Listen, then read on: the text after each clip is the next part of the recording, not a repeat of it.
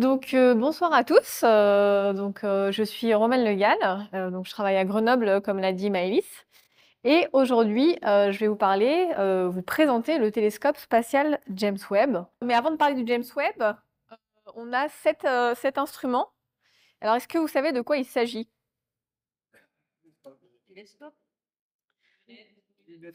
Une lunette astronomique et en particulier, savez-vous de laquelle il s'agit? Celle de Galilée. Alors pourquoi est-ce qu'on a représenté celle-ci ici? C'est parce qu'elle fait partie, enfin, il y a une réplique qui fait partie des collections du musée que vous pouvez voir ici, au deuxième étage. Et donc, c'est l'un des premiers instruments qui a permis d'observer les cieux. Et donc, il y a déjà 400 ans de ça. Et c'était déjà une révolution en soi comme instrument de pouvoir observer le cosmos. Mais 400 ans après, 400 ans après, on en est à la construction et au lancement du télescope spatial James Webb, donc qui est représenté ici. Donc c'est une vue d'artiste du télescope. Alors il est comme ça, oui, là c'est une vue d'artiste, mais en effet il est comme ça déployé dans l'espace. Donc là il est représenté avec en fond aussi une vue d'artiste en fait de tous les objets astrophysiques qui va nous permettre d'étudier, parce qu'il a été conçu en particulier pour une grosse diversité d'objets astrophysiques à scruter. Donc avec des objets qui se trouvent dans notre système solaire, comme représenté ici en haut à votre gauche. Donc là, on voit le Soleil par exemple, donc pour dire qu'il y a des objets du système solaire qui ont été observés par le James Webb, comme Jupiter, vous avez peut-être vu par exemple. Mais il observe aussi, donc l'une des premières images, c'était l'image de champs profonds, donc une image où on voit énormément d'étoiles ici en fond, des galaxies également, qui sont ces petites formes spiralées et étendues, ellipsées, et puis de différentes couleurs en fait, pour indiquer en fait leur distance par rapport à nous. Donc plus sur cette image la couleur est rouge, plus l'objet est éloigné dans l'espace, très loin. Donc l'un des objectifs scientifiques du James Webb, c'était d'aller observer les premières lumières de l'univers, donc quelques 100 millions d'années après le Big Bang. Et puis un autre point très important du James Webb scientifique, c'est de pouvoir aller sonder, observer la formation des étoiles. Et donc pour ça, le James Webb observe donc ce qu'on appelle des nébuleuses interstellaires, comme représenté ici, donc qui sont en fait des nuages faits de gaz et de poussière. Donc une poussière ici un peu grumeleuse. Et dans ces nuages-là, la matière va pouvoir s'agglomérer et finir par former par effondrement gravitationnel des planètes qui potentiellement pourront avoir un cortège, des étoiles qui pourront potentiellement avoir un cortège de planètes autour d'elles pour former ce qu'on appelle des disques protoplanétaires, comme représenté ici. Donc dans ce disque-là, on voit de quoi est-il formé? Alors c'est la matière qui, quand l'étoile se forme, la matière va se mettre à orbiter autour de cette étoile, par conservation de l'énergie. Et cette matière qui est faite de poussière et de gaz va être ce qui va finalement finir par former les planètes qui pourront potentiellement se former à partir de ce système qu'on dit disque protoplanétaire, donc qui formera un futur système planétaire. Donc en fait, le James Webb va nous permettre d'observer tous ces objets. Et donc ici, je vous ai représenté quelques photos qu'on avait pu prendre donc avant son lancement, donc des photos qui se trouvaient donc, quand il était encore dans les hangars de la NASA, sur la côte ouest des États-Unis, où on avait donc ce James Webb, qui est vraiment, là on peut se représenter un peu plus sa taille, donc avec un miroir primaire ici, qui fait, quand il est complètement déployé, 6,5 mètres de diamètre, donc le plus grand miroir pour un télescope spatial jamais conçu. Donc c'est le plus grand télescope et le plus complexe jamais conçu à ce jour. On voit ici un petit segment donc, qui compose ce grand miroir. Il est composé de 18 segments hexagonaux comme celui-ci. Et on voit qu'il a une couleur jaune. Donc est-ce que vous savez pourquoi le James Webb a cette couleur jaune? Alors c'est parce qu'il opère dans l'infrarouge. Et dans l'infrarouge, la meilleure couleur pour réfléchir l'infrarouge, c'est le jaune, donc on utilise de l'or. Donc c'est pas pour ça que le James Webb a coûté 10 milliards de dollars, hein, parce que c'est une petite fine pellicule d'or qui se trouve à la surface de ces panneaux, mais c'est le meilleur matériau pour réfléchir l'infrarouge. Donc le James Webb, comment est-ce qu'il opère? Brièvement, hein, donc la lumière, elle parvient sur ce miroir primaire, elle est réfléchie sur ce miroir secondaire, qui est ensuite envoyé à travers le trou qui se trouve ici, vers les instruments d'analyse de cette lumière. Donc on peut considérer que les miroirs, c'est un peu comme l'œil du télescope, et les instruments qui se trouvent derrière, c'est comme le cerveau du télescope qui va analyser cette lumière. Mais donc ce télescope, il est très grand, hein, comme vous l'avez vu ici, hein, on voit ici des techniciens, hein, donc il fait 6,5 mètres de diamètre pour le miroir primaire et des panneaux solaires ici, donc des pare-soleils, pardon, des boucliers thermiques qui, eux, font la surface d'un terrain de tennis. Donc il fallait envoyer tout ça dans l'espace. Donc une des ingéniosités du télescope, c'est que c'est le premier télescope replié envoyé dans l'espace. Donc ça a été un véritable jeu d'origami de plier ce télescope pour pouvoir le faire rentrer dans la coiffe d'Ariane, donc la partie supérieure ici de la fusée Ariane. Donc il y a eu plus d'une centaine de mécanismes à l'œuvre pour replier le télescope sur lui-même. On le voit ici en photo tel qu'il était dans les containers de la NASA. Il faisait encore 10 mètres de hauteur, mais il pouvait entrer dans la coiffe Ariane. Et ensuite, il a fallu lancer ce télescope. Et donc là, je vous montre un petit film rapide. Donc ça s'est passé le 25 décembre 2021, après moult et moult retards. Ah, on n'entend pas le son, mais bon, c'est pas très grave, hein. Ça s'est passé donc à Kourou, en Guyane. Donc là, on voit la fusée être allumée. Donc l'allumage de la fusée. Donc là, il y avait un décompte et on voit la fusée partir, quitter le sol terrestre et traverser le nuage. Et donc ce qu'on entendait, ce qu'on entend dans la vidéo, normalement, c'est que on entend que la trajectoire est nominale. Et ça, c'est ce qu'on a entendu dès les premières minutes, mais après, pendant plusieurs semaines, on entendait la trajectoire du télescope est nominale. Et qu'est-ce que ça voulait dire? Ça voulait dire qu'en fait, les calculs faits par les ingénieurs d'Ariane avaient été tellement bons qu'en fait, on n'a pas eu besoin de corriger la trajectoire du télescope jusque à son point d'arrivée, donc à 1,5 million de kilomètres de la Terre.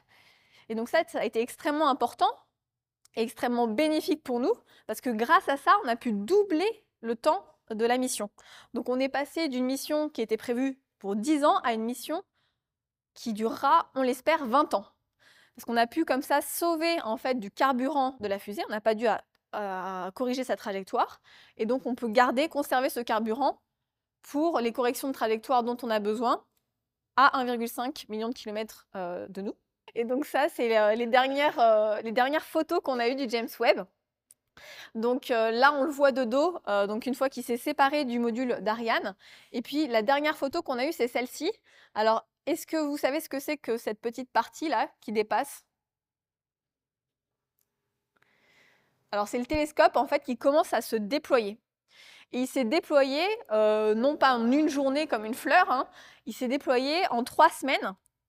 Donc le temps qu'il lui a fallu en fait pour faire le trajet Terre jusqu'à 1,5 million de kilomètres de la Terre, qui est le point de Lagrange 2 et qui est un point à l'équilibre gravitationnel que je vous expliquerai juste après. Mais donc le premier module qui a été en fait déployé, ça a été ces panneaux solaires. Donc là vraiment les panneaux solaires qu'on voit ici. Et pourquoi est-ce qu'on les a déployés en premier? Pour avoir de l'énergie. Parce qu'en fait, tant qu'on était proche du soleil, il fallait profiter de la proximité du soleil pour recharger le plus rapidement possible ces panneaux solaires qui permettent de faire fonctionner une partie du télescope. Donc ensuite, vous voyez sur ce schéma, il y a beaucoup de détails. On vous dit en fait L pour lancement. Donc après le lancement, séparation de la coiffe. 30 minutes après, séparation des lanceurs, déploiement des panneaux solaires. Et puis à chacune, toutes les 30 minutes, il y avait un nouveau mécanisme qui s'actionnait. Donc il y avait plus de 300 points de tension critique pour chacun des mécanismes durant ces 3 semaines. Donc il y avait quand même des personnes tout le temps derrière un ordinateur en train de vérifier que tout se passait bien, que le télescope s'ouvrait comme il fallait. Donc il a fallu déployer ce qu'on appelle donc ces pare-soleils, donc qui sont des boucliers thermiques. Boucliers thermiques qui sont nécessaires en fait parce qu'on travaille dans l'infrarouge, donc on a besoin de refroidir les instruments qui se trouvent derrière le miroir. Et on a aussi besoin de protéger ce miroir de la chaleur que dégagent le Soleil, la Terre et la Lune. Pour ne pas être ébloui en fait par cette chaleur qui est dans l'infrarouge, qui est brillante et donc qui éblouirait le télescope et nous empêcherait en fait d'observer tout le reste du cosmos. Donc c'est pour ça que le James Webb est aussi stratégiquement placé donc à 1,5 million de kilomètres au point de Lagrange 2. Donc on voit ici dans cette petite vidéo. Donc ce point de Lagrange 2, je vous ai dit qu'il était à l'équilibre gravitationnel. Et donc en fait, ce qui permet si on place un objet en ce point-là, il va suivre l'orbite de la Terre autour du Soleil, sans avoir besoin de fournir de carburant à cet objet. Donc le télescope spatial James Webb, il est lui-même en orbite autour de ce point de Lagrange 2, et on voit que ces boucliers sont disposés de sorte à être protégés des rayonnements du Soleil, de la Terre et aussi de la Lune, qui se trouvent derrière ces boucliers thermiques. Et comme ça, le miroir peut être protégé de cette radiation et les instruments refroidis aux températures nécessaires pour faire fonctionner le télescope. Et donc pour finir, je vais juste vous montrer une belle image, parce que ça fait donc maintenant 1 an. Donc il a été lancé le 25 décembre 2021. En juillet 2022, il a commencé à faire des observations scientifiques. Donc ça fera bientôt 1 an qu'on reçoit des observations. Et donc là, c'est l'une des premières images qu'on a pu obtenir dans le cadre d'une collaboration française. Est-ce que vous la reconnaissez? Est-ce que vous l'avez vue? Donc il s'agit de la barre d'Orion, qui se trouve dans la nébuleuse d'Orion. La nébuleuse d'Orion, pour les astronomes amateurs, on peut l'observer une grande partie de l'année, en particulier l'hiver. Et donc dans cette nébuleuse, qu'est-ce qu'on voit? Eh bien, on voit donc beaucoup de structures, de la poussière qui fait ces structures grumeleuses, plusieurs filaments, des étoiles. Les différentes couleurs, en fait, elles nous donnent une indication sur la composition chimique de cette nébuleuse. Et c'est dans ces nébuleuses que se forment des futurs systèmes stellaires et planétaires. Et donc, en étudiant ces nébuleuses, on espère comprendre un peu mieux, en fait, nos origines, parce qu'on pense que le système solaire s'est lui-même formé dans une nébuleuse interstellaire comme celle-ci. Je vous remercie pour votre attention.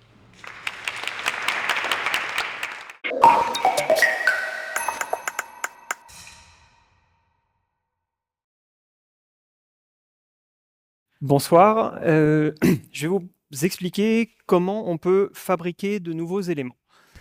Alors, les éléments chimiques sont définis par le nombre d'électrons qu'il y a autour d'un atome, c'est-à-dire aussi le nombre de protons qu'il y a à l'intérieur de leur noyau. C'est ainsi qu'ils sont rangés dans le tableau des éléments périodiques que vous avez ici. Et si vous regardez la dernière ligne qui est ici, c'est celle qui concerne les éléments super lourds, c'est-à-dire des éléments qui ont un nombre de protons supérieur à 104 à partir du rutherfordium et jusqu'ici. Vous avez peut-être suivi ces dernières années la validation de la découverte de ces 4 éléments, qui sont le moscovium, le livermorium, la ténessine et l'oganesson, qui ont été découverts dans des accélérateurs. Mon terrain de jeu en tant que physicien nucléaire, c'est plutôt ce diagramme ici.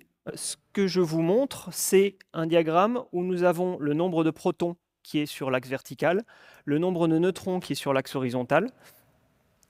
On va avoir ici tous les isotopes qui ont été observés dans la nature. En fait, ce que ça veut dire, c'est que chaque ligne de ce diagramme correspond en fait à une case du tableau périodique. Et ce qui va changer selon l'axe horizontal, c'est le nombre de neutrons que nous avons. En noir, vous avez les isotopes qui sont stables, c'est-à-dire ceux qui composent la matière qu'on a autour de nous. Tous ceux qui sont colorés sont radioactifs et vont émettre des particules à un certain moment de leur durée de vie pour essayer de revenir vers les noyaux qui sont stables. Moi, je m'intéresse plus particulièrement à la région qui est ici, qui est celle des noyaux super lourds, qu'on va vouloir étudier. Mais ces éléments n'existent pas dans la nature. En tout cas, à l'heure actuelle, personne n'en a observé. Et donc, pour les produire, il va falloir les fabriquer. Et c'est ce que je vais vous expliquer maintenant. Pour fabriquer des atomes, il faut pouvoir les produire par réaction. Et pour les produire par réaction, il faut les accélérer. À la fin des années 30, lorsque Irène et Frédéric Joliot-Curie ont, à la suite de leurs expériences, voulu maîtriser l'énergie des particules qu'ils envoyaient sur leur cible, ils ont choisi de faire installer au Collège de France un accélérateur. Donc vous voyez ici la chambre accélératrice du cyclotron du Collège de France, qui a été installée par Frédéric Joliot-Curie lorsqu'il a été nommé professeur. Donc ce que vous voyez, c'est deux structures en D ici, qui sont en cuivre, qui servent à accélérer des atomes, et plus exactement des ions. En effet, un atome a des électrons autour de son noyau et des protons à l'intérieur. Il y en a le même nombre, donc il est neutre électriquement et ne sera pas sensible aux champs électriques et magnétiques. Si on veut pouvoir le manipuler, il va falloir lui donner une charge électrique et donc le transformer en ion. À l'aide de cet appareil, on va pouvoir injecter au centre par cette canne des ions. Et ensuite, on va faire circuler entre les deux structures en D que vous voyez ici, alternativement, une tension. À chaque fois que les ions vont passer dans l'espace entre les deux D, on va avoir une accélération. Au fur et à mesure que les ions vont accélérer, ils vont suivre une trajectoire de plus en plus grande jusqu'à être éjectés en périphérie de l'appareil. Cet instrument a été installé en 1938 au Collège de France. Il a permis de commencer à accélérer des protons en 1942. Et c'est le premier instrument d'une longue série, parmi lesquels le cyclotron ALICE, qui a été installé à la fin des années 50 à l'Institut de physique nucléaire d'Orsay, puis le grand accélérateur national Lyon-Lourd à Caen à partir de la fin des années 70. Bien, maintenant, on a pu accélérer des ions. Comment est-ce qu'on va pouvoir produire un atome ? La meilleure recette pour produire un atome à partir de deux autres atomes, c'est de les envoyer l'un sur les autres et de les faire fusionner. Malheureusement, le noyau d'un atome, ce n'est pas une boule de pâte à modeler, et on ne peut pas juste les envoyer l'un sur l'autre pour espérer que ça tienne.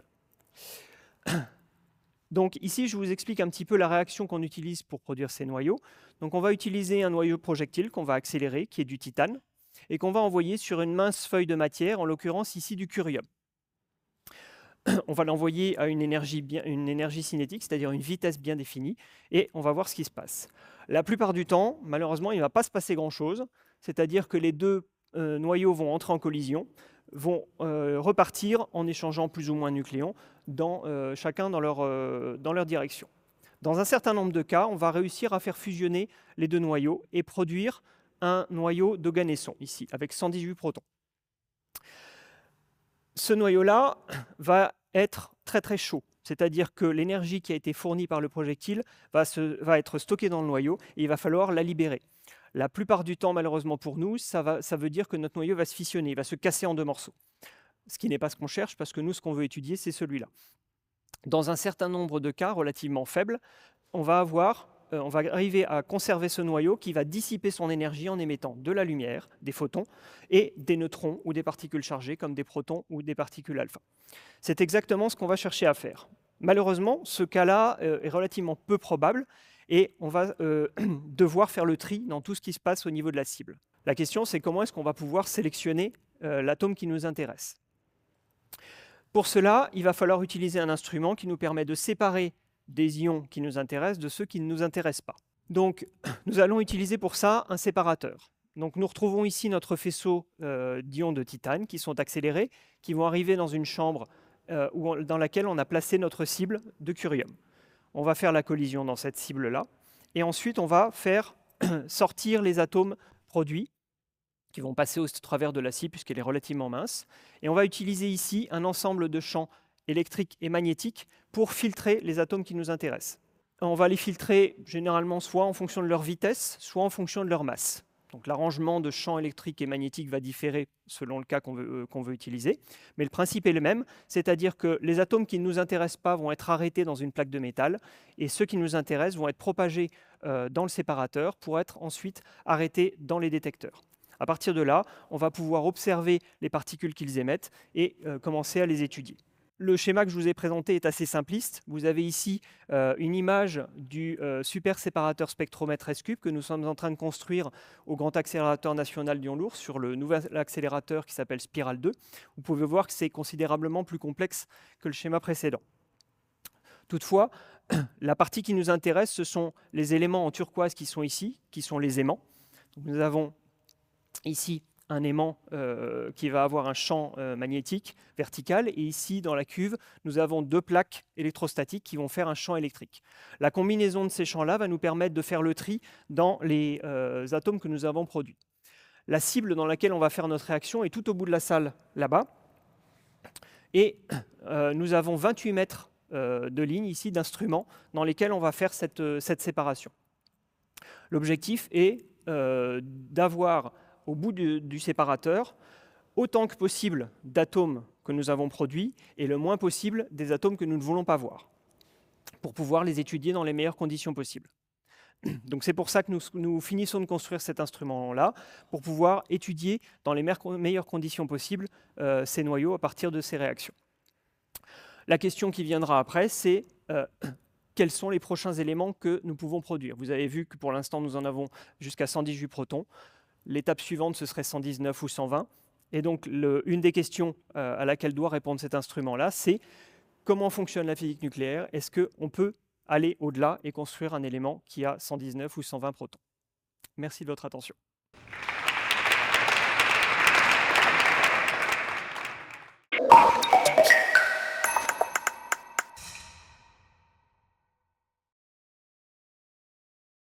Dans cette série sur les instruments, je vais parler d'un instrument qui était un instrument de physique, devenu un instrument de musique, et je vais vous parler de la physique de cet instrument de musique, donc du monocorde clavicorde.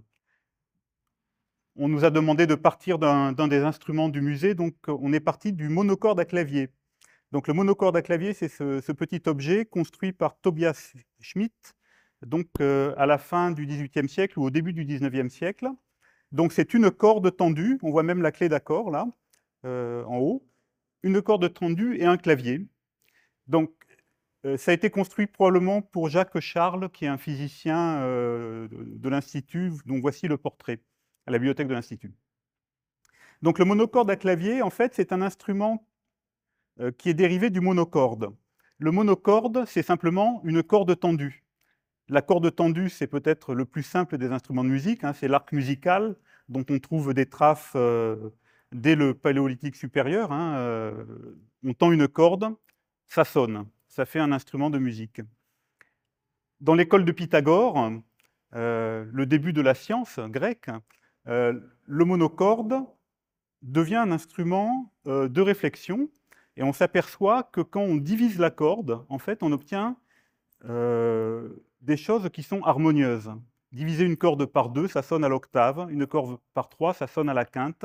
Donc on fait une relation entre le nombre qui est censé régir l'univers, hein, donc c'est le début de la mathématique, une relation entre le nombre et la géométrie de la corde.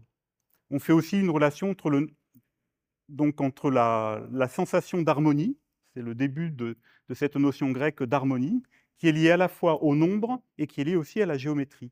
Et ça se fait à travers l'étude du monocorde, de la corde tendue. C'est repris donc au Moyen-Âge, dans l'Antiquité tardive, par exemple le traité de Boès De Musica, Boès qui est un Romain de la fin vraiment de l'Empire romain, où se trouve le schéma de gauche, qui montre comme ça comment, à partir de la corde tendue, on permet de mesurer le nombre, 2, 3, 4, 5, etc., et à partir du nombre, de construire les intervalles musicaux. Donc la théorie musicale grecque, puis romaine, puis de l'Antiquité et jusqu'à nos jours, le ton, le demi-ton, la quinte, la quarte, etc., sont calculés sur le monocorde. C'est donc un instrument de mathématiques. On voit donc à gauche le mathématicien qui utilise le monocorde. Et ça va durer quasiment jusqu'à nos jours. On trouve toujours dans les boutiques d'instruments de physique pour les démonstrations de physique, comme on a vu de très beaux exemples en début de séance, des monocordes. Voilà. Ça peut toujours servir à mesurer. Alors, Ça, c'est ce qu'on appelle la musique théorique. Au Moyen-Âge, on a la musique théorique et la musique pratique. La musique théorique, ça fait partie du quadrivium, donc des 4 sciences mathématiques, hein, avec géométrie, astronomie, arithmétique. Tout ça, c'est la science du nombre. Et la musique pratique, eh ben, c'est le fait de jouer de la musique. La musique pratique, évidemment, utilise un langage musical bâti sur cette notion d'harmonie, harmonie des intervalles.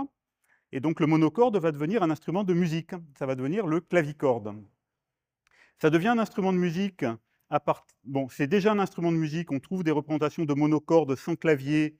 Une très belle représentation, par exemple, sur le fronton de la cathédrale de Chartres. C'est un instrument de musique comme l'arc musical, qui est toujours un instrument de musique. Mais l'invention du clavier, à partir du XIIIe siècle, va ouvrir des possibilités différentes. Et le monocorde, instrument de musique théorique, devient un instrument de musique pratique. Ça va être le guide-chant, ce qui donne au chanteur la note juste. On divise par 3, on a la quinte. Pa, pa, on chante juste. Donc, ça se développe, le monocorde à clavier, en clavicorde. J'ai mis ici 4 exemples de clavicorde. Celui du haut, c'est un clavicorde, un modèle de clavicorde du XVe siècle, dans lequel toutes les cordes sont accordées à la même hauteur. C'est comme un monocorde multiple. Et ensuite, le dernier modèle, c'est un modèle de la fin du XVIIIe siècle, où là, donc le clavier est plus important. Hein, voilà. C'est un instrument très important musicalement, puisque du Moyen-Âge jusqu'au XVIIIe siècle, quasiment les personnes jouant du clavier jouaient du clavicorde. Tous les grands compositeurs ont eu un clavicorde, Bach, Mozart, jusqu'à Beethoven, même Brahms en avait un. Donc c'était vraiment l'instrument du compositeur. La flûte enchantée de Mozart a été composée sur son petit clavicorde. Donc c'était un instrument très important. Alors comment marche un clavicorde? Un clavicorde, c'est une corde tendue, comme le monocorde, et on déplace donc un objet pour définir la longueur de la corde, et on joue cet objet avec une touche à bascule. Ça s'appelle la tangente, le petit objet qui vient en contact de la corde. La partie droite de la corde va vibrer, la partie gauche de la corde est étouffée par une bande de feutre. Une corde en soi, ça ne fait pas de son. Si vous avez une corde tendue, par exemple, sur un banc de sable, ça ne fait pas de son, parce que pour qu'il y ait du son, il faut que l'air vibre. Et le diamètre d'une corde étant minuscule, si vous faites vibrer une corde, vous n'entendez rien. Pour entendre le son d'une corde, il faut coupler la corde avec une structure vibrante qui est la table d'harmonie, qui est représentée à droite. Donc le principe de fonctionnement du clavicorde, on vient au contact de la corde, la partie droite vibre, elle transmet son mouvement à la table d'harmonie. La table d'harmonie agite l'air, l'air parvient à nos oreilles, voilà, tout comme l'air de la membrane du haut-parleur de la dame qui donne l'annonce. Voilà. Alors, voici vu de haut un clavicorde, mais je passe ça. Donc une petite vidéo pour vous montrer l'action de la tangente. Donc celle-là, c'est en caméra très rapide, et vous allez voir, voilà, c'est parti. Elle se déplace normalement à peu près à 1 mètre seconde. Hein. Donc la tangente monte, elle arrive au contact de la corde, voilà. Et là, on ne voit pas le mouvement de la corde parce que le déplacement de la corde est minuscule. Hein. Mais on voit le système oscillant, la touche et le doigt, ça se met à osciller. Alors, nous, maintenant, de nos jours, on essaye de comprendre la mécanique, donc la physique du fonctionnement de cet instrument. Après une première étape qui était l'étape grecque, dans laquelle, en fait, on raisonne mathématiquement sur la relation entre le nombre et la géométrie de la corde. La deuxième étape, au XVIIe siècle, c'est la loi de Mersenne. Mersenne, qui est peut-être venu dans ce lieu d'ailleurs. Mersenne, c'est un grand savant du début du XVIIe siècle qui a établi la loi qui donne la relation entre la longueur d'une corde, la masse de la corde, la tension de la corde et la hauteur musicale. Ça s'appelle la loi de Mersenne.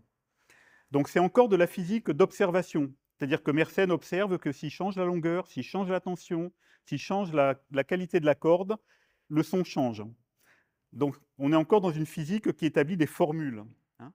La deuxième étape scientifique par rapport à l'équation de cette fameuse corde, c'est les équations de d'Alembert. Alors là, on est au XVIIIe siècle, donc à l'époque des Lumières. D'Alembert, lui, fait une théorie complètement mathématique. Il considère qu'une corde, c'est une série de petits ressorts reliés entre eux, qui ont chacun une petite masse, et il écrit des équations. Donc il ne fait pas de l'observation, mais il fait des mathématiques, et avec ça, il établit l'équation des ondes. Donc c'est une des grandes équations fondamentales de la physique, comment se déplace une onde dans un milieu élastique. hein. C'est un petit peu la base de l'acoustique, et pas que de l'acoustique, hein, de toute la physique des vibrations. Donc c'est la troisième étape, après l'étape grecque, l'étape d'observation au XVIIe siècle, l'étape mathématique de d'Alembert au XVIIIe siècle. Et nous, on va être les deux étapes suivantes, qui sont effectivement essentiellement, bon, évidemment, des équations beaucoup plus développées, hein, de mécanique rationnelle, et ensuite l'étape de la simulation informatique, hein, c'est-à-dire de mettre ces équations sous forme numérique et de pouvoir maintenant comprendre la physique par la simulation, qui est l'étape contemporaine, je dirais. Donc voici un petit modèle du clavicorde. On voit la touche à bascule qui est un système oscillant, on voit le feutre qui amortit le son qui est aussi un système oscillant, on voit la table d'harmonie et on voit la corde qui couple tout ce petit monde. Donc on a un certain nombre de structures oscillantes qui vont être capables de vibrer, qui vont vibrer de façon complexe, avec des modes de vibration complexes. Et tous ces systèmes sont couplés à certains endroits. Couplés, ça veut dire que, par exemple, la tangente et la corde vont se déplacer ensemble, la table d'harmonie et la corde vont se déplacer ensemble, etc. Donc, on établit un modèle mathématique de ce système physique, qui couple essentiellement 4 structures vibrantes différentes. L'étape suivante, c'est de mesurer les paramètres vibratoires de tous ces dispositifs. Alors là, je vous ai mis la petite galerie de méthodes de mesure qu'on utilise pour mesurer le clavicorde. D'abord, on ne va pas jouer le clavier avec un doigt, parce que le doigt, ce n'est pas très répétable, mais on le joue avec un robot. Comme ça, on contrôle la trajectoire de la touche, pardon, à la fois en position, en vitesse. On a le doigt robotique qui va jouer le clavier. Ensuite, on mesure avec un vibromètre laser le déplacement de la corde. On mesure avec un profilomètre l'enfoncement de la touche. On mesure avec des accéléromètres sur la table la vibration de la table à différents endroits, de la table d'harmonie. Et on mesure le son. Donc le son rayonné, c'est-à-dire le résultat sonore de toutes ces vibrations. Donc avec tous ces machin-mètres ou bidule-mètres, on peut mesurer le mouvement de toutes les parties vibratoires de l'instrument et mettre ces mesures dans les équations mathématiques qui définissent le mouvement de l'instrument. Une fois tout ça fait, on passe ces équations avec toutes les mesures réalisées dans un programme informatique et on fait de la simulation numérique. Alors la simulation numérique, là je simule simplement le mouvement de la corde. Vous allez voir une petite boule montée qui correspond à la tangente qui va frapper la corde.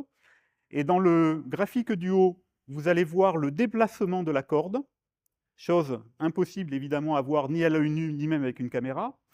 On a beaucoup accentué la longueur. Donc une corde qui en réalité va se déplacer de 1 mm.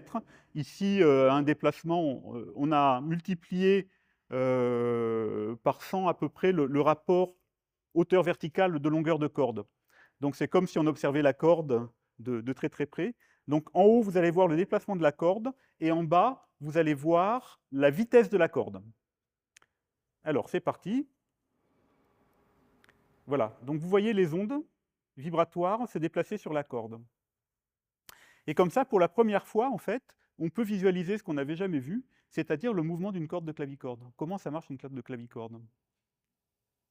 Voilà. Alors, il y a plein d'observations à faire sur cette image.